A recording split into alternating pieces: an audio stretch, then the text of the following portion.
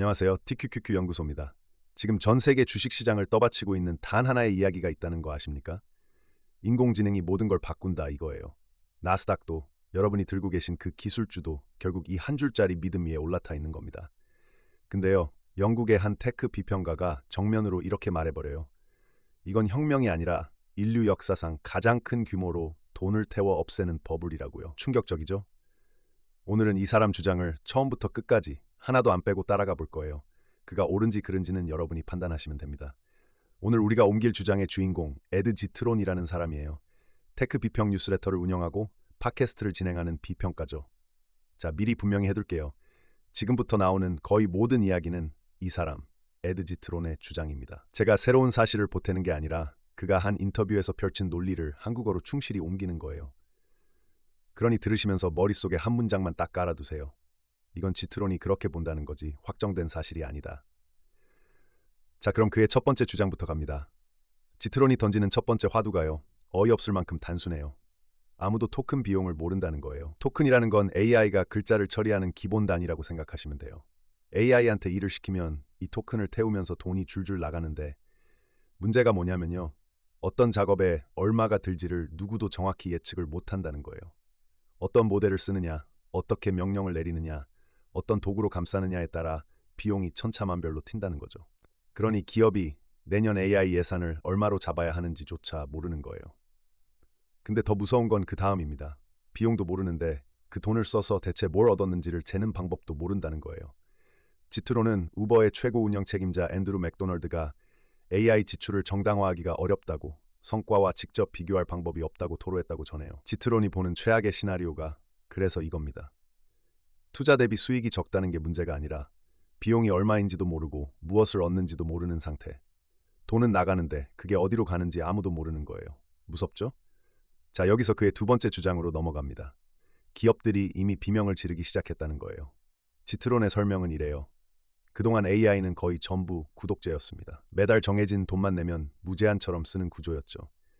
근데 대기업들은 불과 몇 달 전에야 100만 토큰당 얼마 이런 식으로 실제로 쓴 만큼 돈을 내는 방식으로 넘어갔어요. 한 분기도 안 됐는데 벌써 곡소리가 난다는 겁니다. 지트론이 드는 사례들이요. 진짜 구체적이에요. 우버는 1년치로 잡아둔 토큰 예산을 단 4개월 만에 다 태웠대요. 부동산 회사 진로우는 5월 말 시점에 한 코딩 도구에 배정한 올해 예산의 98%에 도달했고요. 그 거대한 마이크로소프트조차 직원들한테 AI를 적극적으로 쓰라고 독려했더니 예산을 순식간에 초과해서 쓰던 AI 도구를 갈아탈지 검토하는 처지가 됐다는 거예요.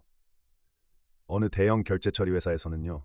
누군가 단 한 주 만에 토큰을 10만 달러어치 넘게 썼고 한 주에 150만 달러를 태우는 조직도 있대요. 이게 얼마냐면요. 한 주예요. 근데 정작 왜 그렇게 쓰는지는 아무도 모른다는 거예요. 자, 여기서 끝이 아니에요. 지트론의 가장 통렬한 프레임이 등장합니다. 그는 지금 우리 경제가 비즈니스 백치들의 시대에 들어섰다고 말해요. 비즈니스 백치라는 건 그가 직접 만든 표현인데요. 실제 생산 현장과 완전히 단절된 중간 관리자나 경영진을 가리킵니다. 이 사람들은 진짜 일을 직접 하지 않아요. 근데 챗봇이 듣기 좋은 말을 해주고 가끔 코드를 뱉어주니까 이제 뭐든 다 가능하다고 믿어버린다는 거예요. 지트론이 진짜 황당해하는 지점이 이겁니다. 수천만 수십억 달러를 버는 회사의 임원들이 AI의 힘이 도래했다고 외치면서도 그게 정확히 뭔지 얼마나 드는지 얼마나 좋은지를 먼저 확인하자고 말한 사람이 단 한 명도 없었다는 거예요. 단 한 명도요. 그는 이게 바로 AI 버블의 핵심이라고 봐요. 확인 없는 믿음. 그러면 왜 다들 이걸 멈추지 못할까?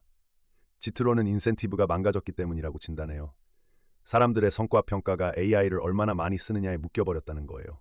많이 쓸수록 좋은 평가를 받고 더 많은 보너스를 받아요. 측정 시스템 자체가 토큰을 더 많이 태우는 쪽으로 설계되어 있다는 거죠. 그래서 시스템 전체가 깨져 있다고 봐요. 자, 그가 드는 숫자가요. 진짜 섬뜩합니다.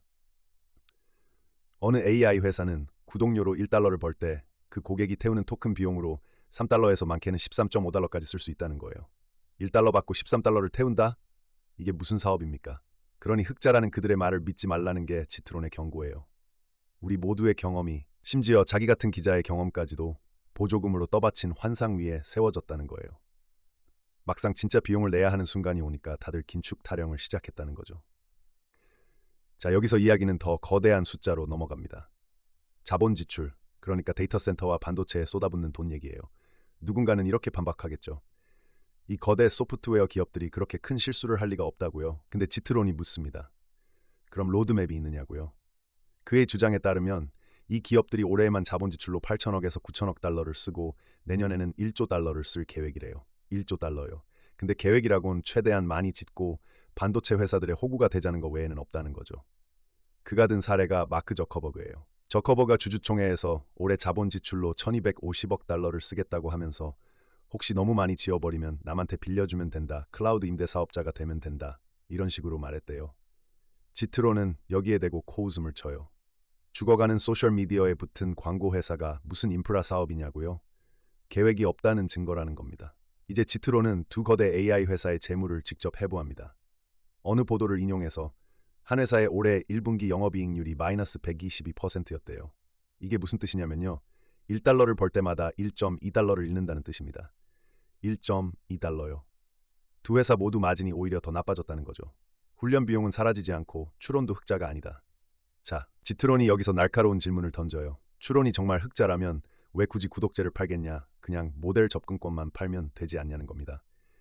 그리고 충격적인 자금 수요 숫자가 나와요. 한 회사는 앞으로 4년간 8,520억 달러의 현금이 필요하다고 그가 추산해요. 이미 여러 거대 기업의 진 빚을 감당하려면요. 이게 안 되면 그 빚을 받기로 한 회사들이 줄줄이 위태로워진다는 거죠. 또 다른 AI 회사는 3천억 달러가 필요한데 그 금액이 아마존과 구글과 마이크로소프트가 앞으로 받기로 남겨둔 계약 금액의 절반에 해당한대요. 근데 그 돈을 어떻게 조달할지는 아무도 묻지 않는다는 게 지트론의 지적이에요. 자, 이제 이 버블의 심장으로 들어갑니다. 지트론이 가장 길게 파고드는 회사, 엔비디아예요. 엔비디아는 분기 매출로 810억 달러를 올렸는데요. 같은 분기에 손에 쥔 현금은 고작 6억 달러밖에 안 늘었다고 지트론은 지적해요. 810억 벌었는데 6억 남았다? 나머지는 여기저기 돌려가며 자금을 대는데 수십억 달러씩 썼기 때문이라는 거죠. 게다가요, 앞으로 5년에서 6년간 자기가 파는 반도체를 도로 빌려오는데 약 300억 달러를 쓰겠다고 약속했다는 거예요. 자기 물건을 자기가 되사는 거나 마찬가지인 거죠. 지트론은 이게 사업이 잘 돌아갈 때 하는 행동이 절대 아니라고 봐요. 매출이 돌고 돌아 결국 제자리로 오는 순환 구조라는 겁니다. 지트론이 또 하나 직접 확인했다고 주장하는 게 있어요. 데이터 센터는 짓는다고 발표할 뿐 완성되지 않는다는 거예요. 그가 살펴본 어느 거대 기업의 데이터 센터 중에 2023년 이후 완공된 게 하나도 없었대요. 하나도요. 그래서 그는 엔비디아를 역사상 가장 큰 사전 모금 행사라고 불러요. 수백억 달러어치 반도체를 미리 팔아놓고 창고에 쌓아둔다는 거죠. 회계 처리도 묘해요. 물건의 소유권만 넘기고 배송은 나중에 하는 방식으로 매출을 미리 잡는다는 거예요. 지트론은 이게 합법과 불법의 경계선에 있다고 봅니다. 그리고 진짜 위험은 주문 취소래요. 한 회사가 다른 회사에 주려던 차세대 반도체 10억에서 20억 달러어치 주문을 취소한 사건이 거의 묻혔다고 그는 지적해요. 게다가 그 차세대 반도체는 가격이 2배라 취소가 한꺼번에 터졌을 때 충격은 더 커지고요. 반도체 주문을 이렇게 취소할 수 있다면 닷컴 버블 때처럼 한꺼번에 취소가 쏟아지는 순간 모든 게 무너질 수 있다는 거죠. 그러면서 지트론이 이 모든 논쟁의 진짜 핵심을 찔러요. 수요가 없다는 거예요. 그의 주장에 따르면 지금 AI 컴퓨팅 수요의 사실상 전부가 단 두 회사한테서 나옵니다. 단 두 회사요. 이 둘이 AI 컴퓨팅 용량의 70에서 80%를 잡아먹고 AI 컴퓨팅 매출의 90%가 이 둘이거나 이 둘 대신 사주는 마이크로소프트라는 거죠. 그러니 지금 짓고 있는 어마어마한 데이터 센터를 정당화하려면 이 둘에 맞먹는 거대 고객이 두세 개는 더 있어야 하는데 그런 고객은 없다는 거예요. 결국 짓고 있는 용량의 10%, 어쩌면 그보다도 적은 만큼만 진짜 수요가 있다는 거죠. 컴퓨팅이 부족하다는 말도 그는 뒤집어 봐요. 용량이 더 많아진다고 모델이 더 좋아진다는 증거는 없고 용량이 부족해서 모델이 나빠질 뿐이라는 거예요. 그리고 그 부족의 진짜 원인은 두 회사가 다 빨아들였기 때문이라는 겁니다. 여기서 지트론은 우리에게 익숙한 이름들로 화살을 돌립니다. 메모리 반도체 회사들이죠. 미국의 마이크론, 그리고 한국 시청자라면 누구나 아는 SK하이닉스와 삼성이 시가총액 1조 달러 클럽에 들고 대만의 파운드리 회사가 보너스 잔치를 벌이고 있다는 거예요. 근데 지트론은 이 회사들의 주가가 실제 매출과 따로 논다고 봐요.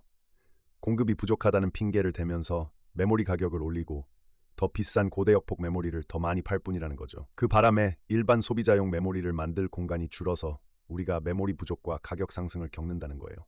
그러니까 우리가 비싸게 사는 게 다 이유가 있었던 거죠. 그가 드는 숫자가 인상적이에요. 엔비디아의 한 서버 장비에는 메모리가 1.5에서 2테라바이트씩 들어간대요. 그래서 지트론이 결론을 내려요. 지금의 메모리 호황은 AI가 도래했다는 증거가 아니라 역사상 최대 규모의 부동산이자 산업 건설 버블의 증거라는 겁니다. 그가 비유로 든 건요, 중국의 유령 도시들, 그리고 2008년 두바이에 팔리지 않은 채 주차장에 쌓여 있던 고급차들이에요.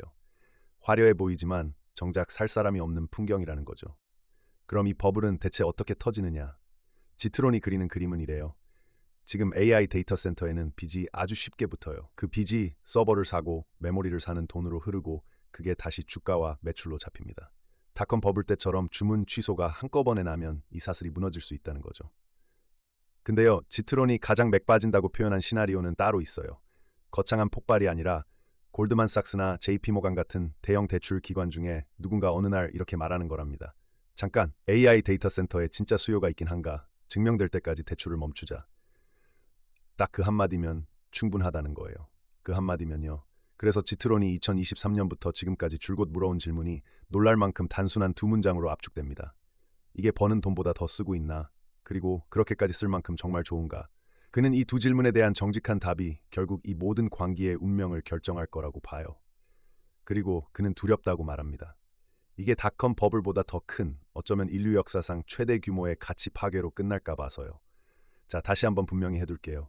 이건 에드지트론 한 사람의 비관적 전망입니다. AI가 그의 예측을 비웃듯 진짜 혁명으로 자리 잡을 가능성도 분명히 있어요.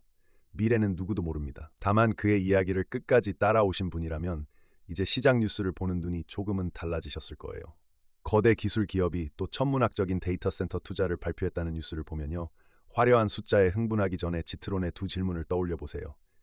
이건 버는 돈보다 더 쓰는 건가? 그럴 만큼 좋은가? 그리고 한 가지만 기억하시면 됩니다. 지금까지 이야기한 이 사람들, 엔비디아와 거대 AI 회사들, 그리고 그들에게 돈을 빌려주는 대출 기관들, 이들의 결정이 결국 나스닥과 여러분이 들고 계신 기술주의 운명을 좌우해요. 그래서 이런 비평가의 목소리도 한 번쯤 들어둘 가치가 있는 거예요. 저는 누가 옳다고 단정하지 않습니다.